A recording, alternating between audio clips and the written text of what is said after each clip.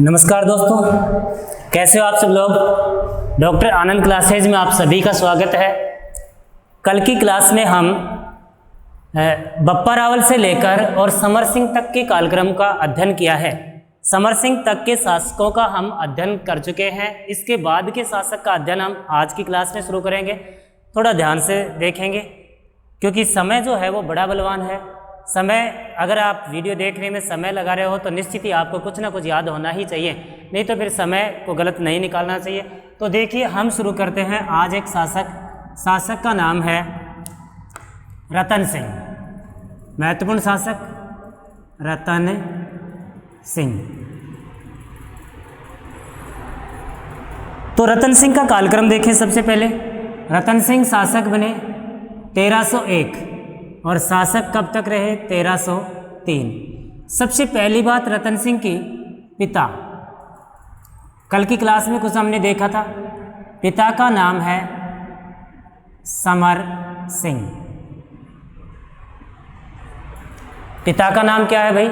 समर सिंह। हम उस क्लास में जब अध्ययन कर रहे थे तब हमने देखा था कि समर सिंह के काल में, जब समर सिंह राजा थे, उस समय दिल्ली के शासक, दिल्ली सल्तनत के शासक अलाउद्दीन खिलजी ने 1299 में गुजरात का अभियान किया था और समर सिंह से चित्तौड़ से जाने का रास्ता मांगा। तो समर सिंह ने अलाउद्दीन खिलजी से कर लिया था।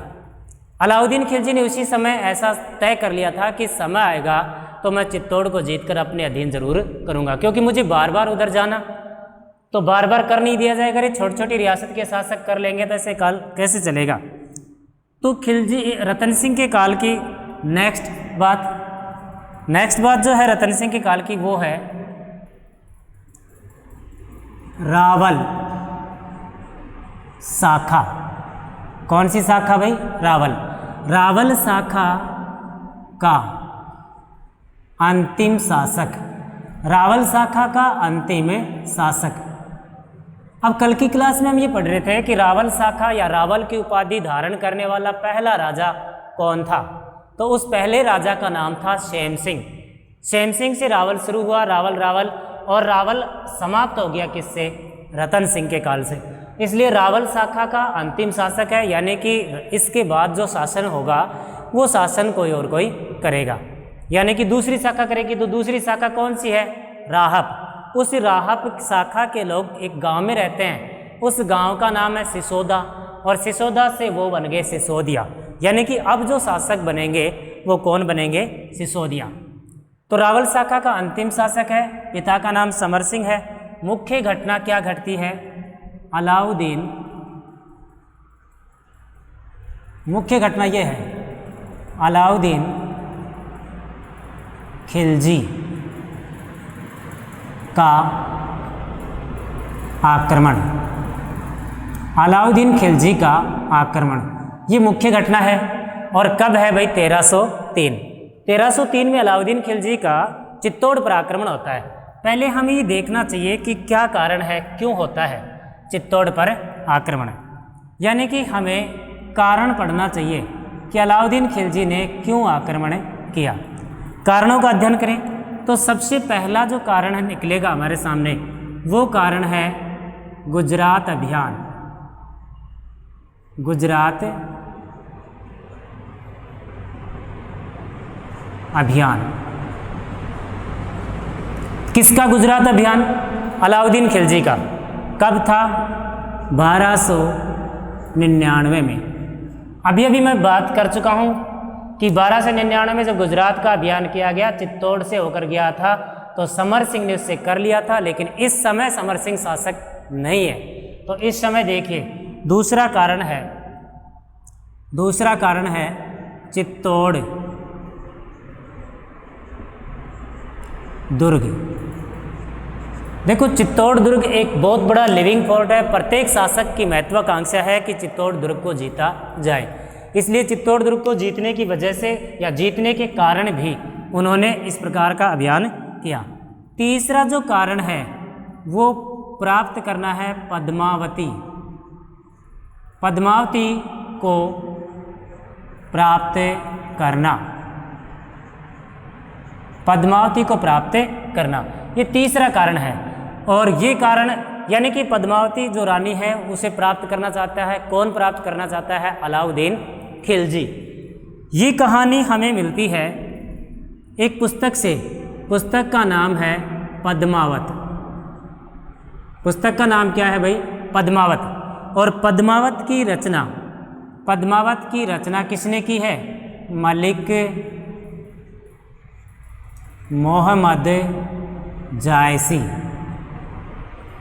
मलिक मोहम्मद जायसी ने इस पद्मावत पुस्तक की रचना लगभग 1540 के आसपास की। इस समय भारत के शासक शेर शाह सूरी अफगान शासक थे, उस समय की है। तो बहुत से लोग इस बात पर मतलब एकमत नहीं है, क्योंकि 1303 में घटना हो रही है और कहानी का उल्लेख हो रहा है 1540 में। तो पद्मावत पुस्तक में पद्मावती की कहानी का उल्लेख है और इस पुस्तक में मलिक मोहम्मद जायसी जो है वो लिखते हैं कि पद्मावती को प्राप्त करना अलाउद्दीन खिलजी का एक बहुत बड़ा कारण था। इस वजह से उसने दुर्ग पर आक्रमण किया। पर अकेला ये कारण नहीं हो सकता, तो अन्य कुछ कारण हैं जिनका हमने अध्ययन किया है। पहला कारण गुजरात अभियान, दूसरा कारण है चित्तौड़ दुर्ग। पहला कौन है? गुजरात अभियान, दूसरा चित्तौड़ दुर्ग, और तीसरा कौन है? पद्मावती। तो थोड़ा सा पद्मावती का हम परिचय लेते हैं, कौन है कौन नहीं। तो देखो, पद्मावती जो है वो सिंहल द्वीप की राजकुमारी है। पद्मावती कौन है भाई? सिंहल द्वीप की राजकुमारी। सिंहल द्वीप क्या है? वर्तमान का श्रीलंका, यहाँ की राजकुमारी है। पिता, पद्मावती के पिता का नाम है गंधर्व सेन। पिता का नाम क्या है भाई? गंधर्व सेन। माता चंपावती। माता का नाम क्या है? चंपावती। इस प्रकार का परिचय मिलता है। अब हो अलग अलग लेखक, अलग अलग इतिहासकार अलग अलग व्याख्या करते हैं कहानी का, अलग अलग बातें बताते हैं। तो देखिए, ऐसे कहा जाता है कि इस पद्मिनी के पास एक तोता हुआ करता है और तोते का नाम होता है हीरामन तोता। कहते हैं कि ये तोता जो है वो मानव की तरह हूबहू बात करता है। तो प्रकृति को कुछ करना है तो उसमें कोई कुछ नहीं कर सकता, प्रकृति अपने अनुसार चलती है। जिसको मिलाना है मिला देती है, जिसको पिछड़ाना है पिछड़ा देती है। तो प्रकृति की ऐसी चाहत थी। हीरामन तोता उड़कर पहुंच गया झालावाड़ दुर्ग। कहाँ पहुंच गया भाई? झालावाड़ दुर्ग, या हम इसे कहेंगे गागरोन दुर्ग। गागरोन दुर्ग पहुंच गया। कहते हैं कि यहाँ से इस तोते को पकड़ा एक शिकारी ने, और शिकारी ने देखा कि उसकी विशेष बातें हैं, वो अलग तोता है, सभी तोतों से अलग दिखाई देता है, अलग अलग बातें हैं। इसलिए उसने क्या किया, ये जो हीरामन तोता है इसे सौंप दिया राजा को। इस समय राजा कौन? रतन सिंह। राजा रतन सिंह के सामने हीरामन तोता जो है वो अपनी राजकुमारी, अपनी जो रानी है उसकी सुंदरता का बखान करता है कि तुम्हारी जो जितनी भी रानियां हैं वो कुछ भी नहीं है हमारी रानी के सामने। तो हमारी रानी कौन? रानी पद्मावती। अब एक दिन कोई बात सुने, 2 दिन सुने, 3 दिन सुने, तो निश्चित धीरे धीरे राजा के मन में तय हो गया कि उस रानी पद्मावती को देखा जाए। और वो एक योगी का वेश धारण करके और सिंहल द्वीप पहुँच गए। वहाँ एक बाग में रहने लगे। वहीं बाग में रहते रहते उनकी मुलाकात पद्मावती से हुई, प्रेम हुआ और वहाँ से विवाह करके अपने राज्य में पहुँच गए। पद्मावती से विवाह कर लिया किसने? रतन सिंह ने, और अपने राज्य में पहुँच गए। कहा जाता है कि यहीं रतन सिंह का एक दरबारी ब्राह्मण था। दरबारी ब्राह्मण, इस दरबारी ब्राह्मण का नाम था राघव चेतन।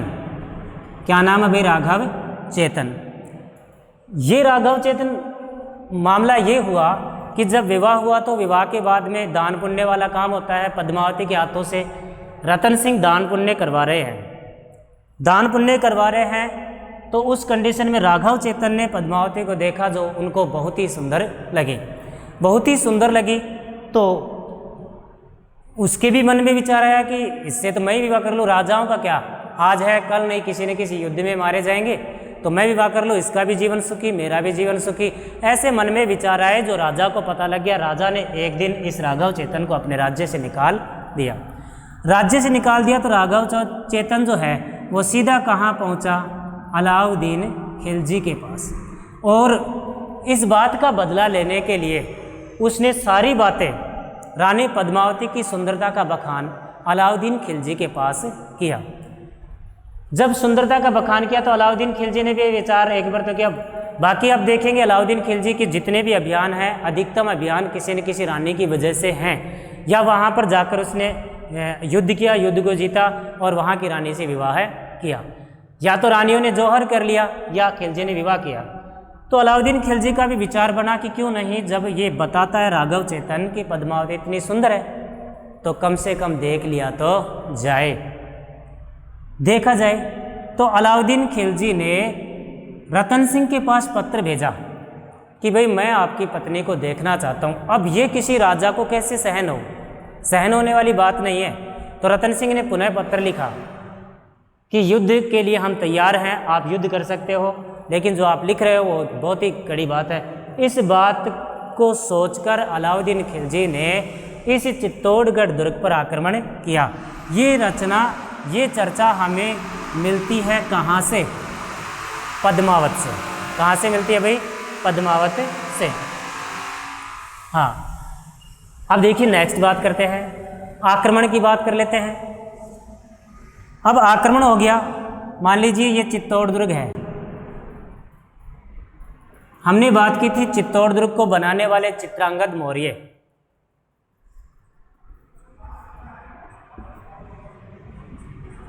चित्तौड़गढ़ अलाउद्दीन खिलजी ने जनवरी 1303 में दुर्ग का घेरा डाला। दुर्ग का क्या डाला, घेरा। पर मेवाड़ का गोहिल वंश भी इतना कमज़ोर नहीं कि घेरा डालते ही हार जाए, इतना भी कमज़ोर नहीं है। जनवरी 1303 में दुर्ग का घेरा डाल दिया गया। अब देखिए क्या होता है, जनवरी, फरवरी, मार्च, लगभग 6-7 महीने गुजर गए पर दुर्ग को जीत नहीं पाए। दुर्ग को जब नहीं जीत पाए तो अलाउद्दीन खिलजी ने विचार किया, पड़े पड़े 6-7 महीने हो गए, क्या किया जाए। तो उन्होंने, ऐसा कहा गया इस किताब में, रतन सिंह के पास समाचार भिजवाया कि भाई चलो संधि कर लेते हैं, लेकिन मैं यहाँ आया हूँ, इतने दिन रुका हूँ, तो क्यों नहीं मुझे रानी पद्मावती के एक बार दर्शन करा दो, मैं पुनः लौट जाऊँगा, फिर कभी आक्रमण नहीं करूँगा। अब ऐसा कुछ किताब मिलता है तो कुछ में कुछ रतन सिंह ने कहा कि ठीक है भाई आ जाओ। दर्शन कराने के लिए दुर्ग में बुला लिया गया। दुर्ग में बुलाया गया, एक महल है, महल के चारों तरफ जंगले हैं, शीशे या जाली है, उधर ही बगल में रानी पद्मावती का महल है। अब अलाउद्दीन खिलजी को एक महल में बिठा दिया गया। रानी पद्मावती आई, रानी पद्मावती की छाया जल में पड़ी। जल में छाया को देखकर अलाउद्दीन खिलजी मूर्छित हो गए। कहा जाता है कि वो इतनी सुंदर रानी थी। अब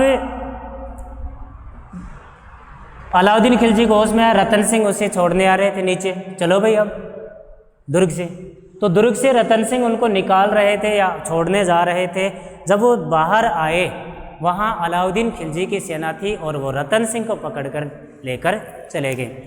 पीछे से पत्र भेजा कि आपको रतन सिंह चाहिए तो रानी पद्मावती मुझे दे दो और रतन सिंह को यहाँ से ले जाओ।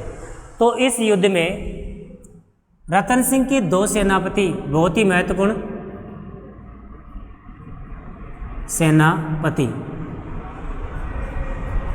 गोरा व बादल। थोड़ी देर पहले भी हम सेनापति देख रहे थे, बालक और मदन, ये हैं गोरा और बादल। गोरा और बादल ये सिंहल द्वीप के ही थे, चाचा भतीजा थे। इन्होंने, अब पूरी जिम्मेदारी इन पर है, क्या फैसला लिया जाए, रतन सिंह को बचाने का कौन सा तरीका अपनाया जाए। इन्होंने भी पत्र भेज दिया कि भाई एक रानी नहीं, सारी रानी ले जाओ, लेकिन रतन सिंह हमको सौंप दो। राजपूत लोगों ने पालकियां सजाई। पालकियों के अंदर राजपूत जो हैं वो महिलाओं के वस्त्र में बैठकर वस्त्र धारण करके पालकी में बैठकर अलाउद्दीन खिलजी के दरबार में पहुंचे गए। तो वहाँ पर एक जोरदार संघर्ष हुआ और संघर्ष में वो रतन सिंह को छुड़ाकर लेकर तो आ गए दिल्ली से, लेकिन चित्तौड़गढ़ में पहुँचते पहुँचते जोरदार संघर्ष हुआ और उस संघर्ष में गोरा और बादल ये जो सिपाही हैं ये दोनों ही क्या हो गए, शहीद। दोनों ही क्या हो गए, शहीद। रतन सिंह, राजा रतन सिंह ने केसरिया धारण किया। रतन सिंह ने क्या धारण किया भाई, केसरिया। इसके बाद रतन सिंह की केसरिया धारण के बाद नेक्स्ट बात करें, रानी पद्मावती। रानी कौन भाई, पद्मावती ने जौहर किया। रानी पद्मावती ने क्या किया भाई, जौहर। तो पहला प्रश्न बनेगा चित्तौड़ दुर्ग का प्रथम, चित्तौड़ दुर्ग का प्रथम क्या बनाइए, साका। साका में क्या होता है, शासक जो होता है वो केसरिया धारण करता है और जो रानी होती है वो क्या कर लेती है, जौहर, अपना सतीत्व बचाने के लिए। अब चित्तौड़गढ़ दुर्ग जनवरी 1303 में दुर्ग का घेरा डाला गया था। 26 अगस्त 1303 दुर्ग खिलजी ने जीता। 26 अगस्त 1303 को दुर्ग को किसने जीत लिया भाई, अलाउद्दीन खिलजी ने जीता और जीत कर दुर्ग का नाम खिजराबाद रखा। दुर्ग का नाम क्या रख दिया, खिजराबाद। अलाउद्दीन खिलजी ने कुछ दुर्गों के नाम चेंज किए थे, जैसे आपने पढ़ा होगा, जालौर का नाम जलालाबाद, सिवाना का नाम खैराबाद। ऐसे ही चित्तौड़गढ़ दुर्ग का नाम उन्होंने क्या रख दिया, खिजराबाद। क्या रख दिया भाई, खिजराबाद। तो दुर्ग का नाम खिजराबाद रख दिया और दुर्ग का प्रशासक, दुर्ग का प्रशासक खिज्र खां बना। दुर्ग का प्रशासक कौन बना, खिज्र खां। अब ये खिज्र खां कौन है, खिज्र खां कौन है, अलाउद्दीन खिलजी का पुत्र जिसे दुर्ग सौंपा गया। लेकिन आपको ध्यान है कि कुछ दिनों के बाद में अलाउद्दीन खिलजी 1316 में बीमार हुआ। तो शासक जब बीमार होगा, या इनके मुस्लिम सत्ता में ऐसा ज़्यादा होता है, शासक बीमार हुआ तो पुत्रों में होड़ लगी कि भाई सत्ता पता नहीं किसको मिल जाए, जो उसके पास अघोषी को मिल जाएगी। तो खिज्र खां ने क्या किया, चित्तौड़ दुर्ग को छोड़ा और दिल्ली पहुंच गए। तो चित्तौड़ दुर्ग को किसको सौंपा था, राव मालदेव। किसको सौंप दिया, राव मालदेव। जैसे जालौर का कोई शासक था राव मालदेव, इसको सौंप दिया चित्तौड़ दुर्ग।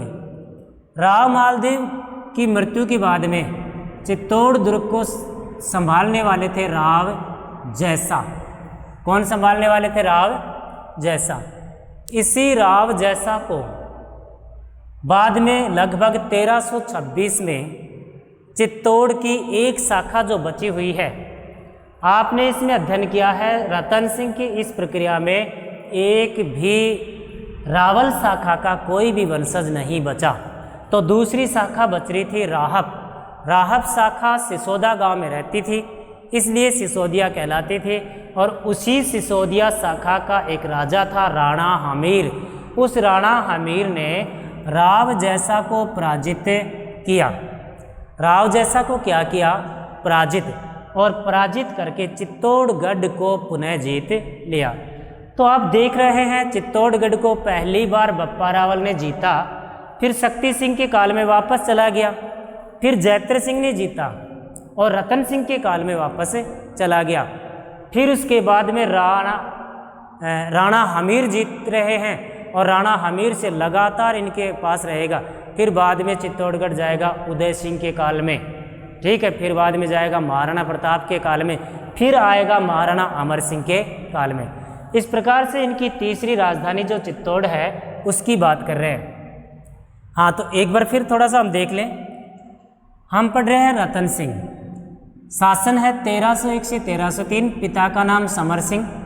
समर सिंह को शत्रुओं का अपहरणता कहा गया था। कुंभलगढ़ प्रशस्ति में हमने अध्ययन भी किया था, क्योंकि उन्होंने अलाउद्दीन खिलजी को अपने कंट्रोल में करने की कोशिश की थी, उनसे कर लिया था। ये रावल शाखा का अंतिम राजा है, क्योंकि इस युद्ध में, ये जो युद्ध की प्रक्रिया हुई, इस युद्ध में एक भी रावल शाखा का व्यक्ति नहीं बचा, तो रावल शाखा का अंतिम व्यक्ति हो जाएगा। अब इस रतन सिंह के काल में जो मुख्य घटना घटी वो थी अलाउद्दीन खिलजी का आक्रमण। उस आक्रमण के कारण हैं, और आक्रमण के कारण जो हैं वो कितने हैं? 3 मोटे मोटे कारण देखें तो 3 निकल के आते हैं। गुजरात अभियान कब हुआ था? 1299 में। अलाउद्दीन खिलजी 1296 में दिल्ली का शासक बना। जब दिल्ली का शासक बना तो उसे बहुत ज़्यादा संपत्ति लुटानी पड़ी अपने सरदारों को कंट्रोल में करने के लिए, अधीन लाने के लिए संपत्ति की आवश्यकता थी। इसलिए 1299 में कौन सा अभियान किया था? गुजरात का। उस समय समर सिंह ने, ये जो समर सिंह है, इसने अलाउद्दीन खिलजी से कर ले लिया था। दूसरा कारण है चित्तौड़ दुर्ग। तो पूरा देखते हैं। चित्तौड़गढ़ की सामरिक महत्ता, यानी कि चित्तौड़गढ़ को कोई भी शासक जीतना चाहेगा, इतना बढ़िया चित्तौड़गढ़ है। तीसरा कारण है पद्मावती को प्राप्त करना। ये कारण कहाँ से मिला है? पद्मावत से। और पद्मावत पुस्तक की रचना की है किसने? मलिक मोहम्मद जायसी ने। ये जो है मलिक मोहम्मद जायसी शेर शाह सूरी के समकालीन है। शेर शाह सूरी, शेर शाह सूरी के समकालीन है मलिक मोहम्मद जायसी। और उस पुस्तक से हमें इस प्रकार की जानकारी मिलती है, लगभग 1540 में लिखी गई। इसमें पद्मावती का परिचय मिलता है। सिंहल द्वीप की राजकुमारी है, पिता गंधर्वसेन, माता कौन है? चंपावती। बहुत ही सुंदर है। इस बात की जानकारी मिलती है किससे? हीरामन तोता से, जो सिंहल द्वीप से उड़कर कहाँ गया? गागरोन दुर्ग। वहाँ पर एक शिकारी ने पकड़ा और पकड़कर किसे दे दिया? रतन सिंह। रतन सिंह का दरबारी का भी कौन है? राघव चेतन। राघव चेतन कहाँ पहुँच गया? अलाउद्दीन खिलजी के पास, और उसने सारी घटनाक्रम अलाउद्दीन खिलजी को बताई। इस प्रकार से अलाउद्दीन खिलजी दुर्ग पर आक्रमण करने के लिए तैयार हुआ। तो चित्तौड़गढ़ पर आक्रमण या घेरा जनवरी 1303 में डाला, और चित्तौड़गढ़ को जीता गया 26 अगस्त 1303 को। दुर्ग का नाम रखा गया खिजराबाद, और दुर्ग का प्रशासक बना दिया गया किसको? खिज्र खां को। इस प्रकार से इस क्लास में हमने देखा कि मेवाड़ का जो गोहिल वंश है वो 2 शाखाओं में बट गया था। उनकी एक शाखा रावल शाखा अंतिम। अब यहाँ एक छोटा सा प्रश्न निकाल लेते हैं कि रावल शाखा कौन सी शाखा भाई? रावल। रावल शाखा का प्रथम शासक कौन है? रावल शाखा का प्रथम शासक कौन है? इस प्रकार का प्रश्न है, तो उसका उत्तर क्या है? श्याम सिंह। रावल शाखा बटी तो रण सिंह के काल में, पर रण सिंह प्रथम नहीं है, रण सिंह के बेटों ने बांटी है। श्याम सिंह है। तो रावल शाखा का अंतिम शासक कौन है? रतन सिंह। इस प्रकार से रतन सिंह के काल तक आते आते चित्तौड़गढ़ दुर्ग तुर्कों के अधीन चला गया। अब तुर्कों से कौन गोहिल शासक होगा, कौन सिसोदिया शासक होगा जो उसे तुर्कों से अपने अधीन लाएगा, इसकी चर्चा हम नेक्स्ट क्लास में करेंगे। धन्यवाद दोस्तों।